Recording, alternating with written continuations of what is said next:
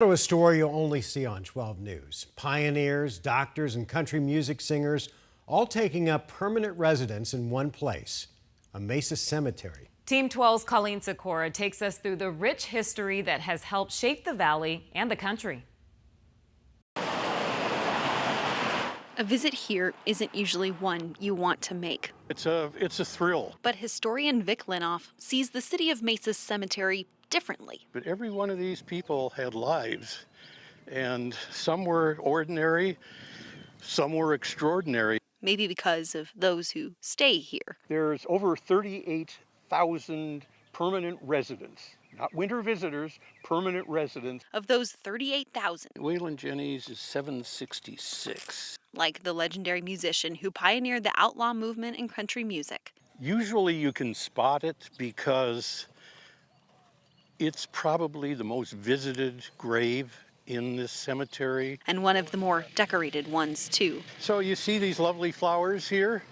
All right, take a look what's behind the flowers. A can of beer. From Famous.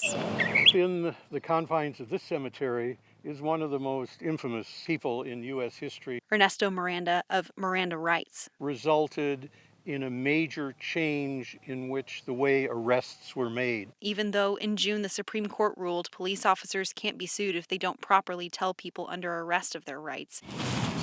In between, those you may not know. Every one of these headstones tells some story. Still equally important, like Dr. Lucius Alston. He was practicing medicine when there was significant segregation in the city. An African-American doctor who lived in the Washington Escobedo neighborhood. Is this one of the plaques? Plaques marking those who spent 177 days aboard the Brooklyn Pioneer, making the trek from the East Coast to the West. They got blown off course almost to Africa, had to go all the way around South America. Those pioneers that made it are remembered here with these plaques. Still some you might never know were here.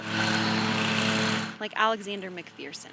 His grave isn't marked. He was the first African American that we know of to take residency within the city limits of Mesa. The limits here, holding children, mothers, fathers, and good Mesa High football players. There's so many sad stories in this cemetery, but this is one of the saddest. Zato Ishikawa, just 17.